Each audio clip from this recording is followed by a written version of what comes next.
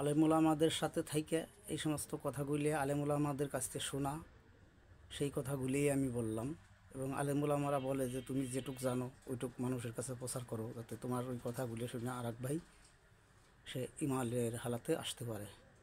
এই জন্যে আমরা প্রত্যেকেই প্রত্যেকের জায়গা থেকে যে যেটুক জানি ওইটুক দিয়েই আর এক ভাইকে বুঝিয়ে চেষ্টা করব তাকে খারাপ পথে থেকে ভালো পথে আনার জন্যে।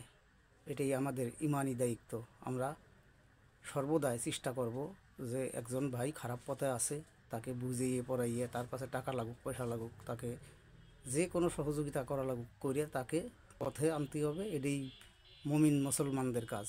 এই জন্যে আমরা প্রত্যেকেই প্রত্যেকের জায়গা থেকে চেষ্টা করব সর্বদাই একজন ভাই খারাপ আছে তাকে ভুল পথে থেকে ফিরিয়ে সঠিক পথে আনার জন্য আমরা সর্বদাই চেষ্টা করব। সবাই ভালো থাকেন। আসসালামু আলাইকুম রহমতুল্লাহি ওয়া বারাকাতুহু।